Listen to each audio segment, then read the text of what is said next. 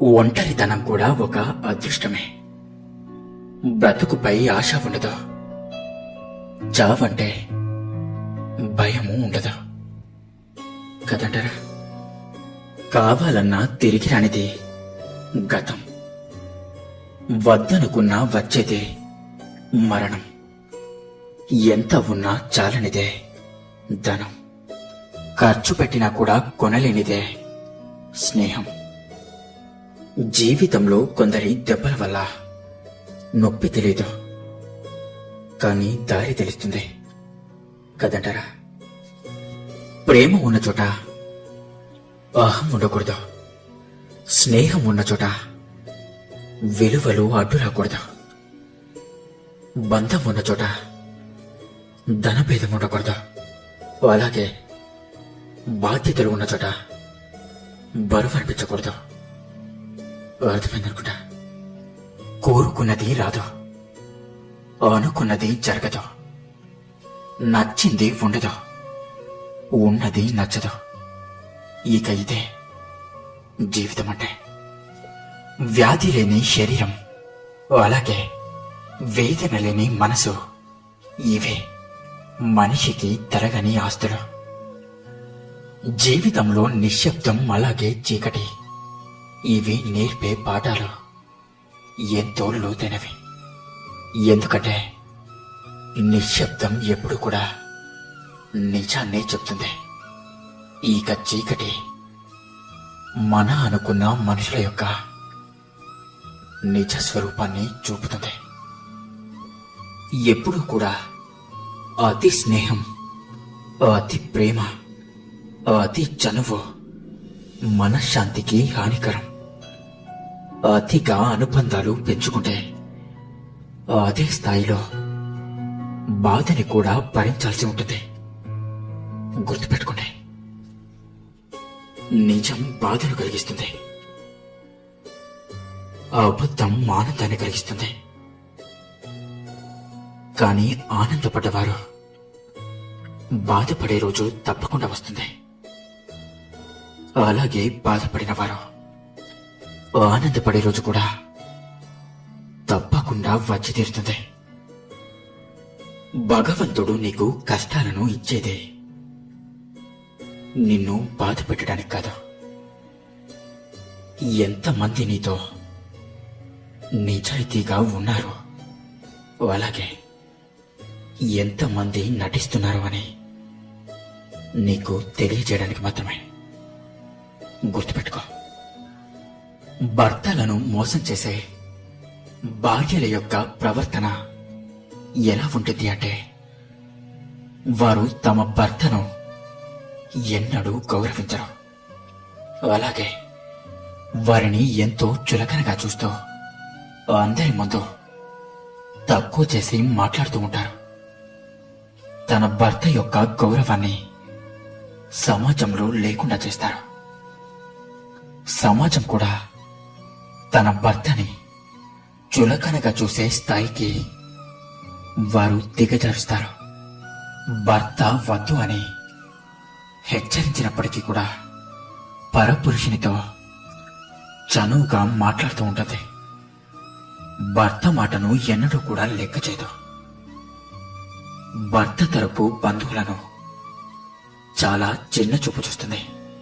వారికి సేవలు చేసేందుకు ఎంతో చిరాకు పడుతుంది. తమ వైపు బంధువులకు మాత్రం తృప్తిగా సేవలు చేస్తూ మనస్ఫూర్తిగా మాట్లాడుతుంది. ఎప్పుడూ డబ్బుల గురించే, అలాగే అలంకరణ గురించి మాత్రమే ఆలోచిస్తూ ఉంటుంది. తనకు కావలసిన సదుపాయాల విషయాల్లో ఏమాత్రం లోటు కనిపించినా దూషిస్తుంది, అలాగే దుర్భాషలాడుతుంది. అంతేకాని అర్థం చేసుకునే మనసు, ప్రేమించే హృదయం వారికి ఎప్పటికీ ఉండదు. ఇలాంటి వారు భర్త పట్ల ఎప్పుడు కూడా అసంతృప్తిగానే ఉంటారు. జాగ్రత్తగా ఉండండి. ఈ సమాజంలో నమ్మేంత మంచివాళ్ళు లేరు, అలాగే నమ్మలేనంత చెడ్డవాళ్ళు లేరు. ఈ రోజుల్లో ఆ అవసరానికి తగ్గట్టు మారడమే మనిషి లక్షణంగా మారింది కదటరా. సమయం, ఆరోగ్యం, అలాగే బంధం, వీటి మీద ఏ ధర కూడా రాసి ఉండదు. కానీ అవి కోల్పోయిన తర్వాత మాత్రమే వాటి యొక్క విలువ తెలుస్తుంది. అర్థమైందనుకుంటా. కట్న కానుకలు ఘనంగా తెచ్చే భార్యను కోరుకోకండి. కష్టాలు ఎన్ని ఎదురైనా కూడా కడదాకా తోడుండే భార్యను కోరుకోండి. అప్పుడే మీ జీవితం ప్రశాంతంగా ఉంటుంది. గుర్తుపెట్టుకోండి, ఎదురుగా ఉన్నప్పుడు పిలిచే పెదవి కన్నా కూడా దూరంగా ఉన్నప్పుడు తలిచే హృదయమే గొప్పది కదంటారా. కొన్నిసార్లు 3 పూటల అరటాకులో అన్నం పెట్టేవాడి కంటే కూడా ఒక్క పూట బంగారు పల్లెంలో విందు భోజనం పెట్టేవాడే గొప్పవాడవుతూ ఉంటాడు. అవునా? అరటాకులో అన్నం నిన్ను మనస్ఫూర్తిగా కావాలి అనుకున్న వారు పెడితే, బంగారు పల్లెంలో అన్నం నీతో అవసరం ఉన్నప్పుడు పెట్టి గౌరవిస్తున్నట్లు నటిస్తారు. మీరే ఆలోచించండి, ప్రేమ లేని గౌరవం ఎందుకు? ఆలోచించండి. మన కోసం కొంత సమయాన్ని కూడా ఇవ్వలేని వారి గురించి ఆరాటపడటం, అలాగే ఆలోచించటం ఆపేస్తే ఎన్నో సమస్యలకు పరిష్కారం దొరుకుతుంది.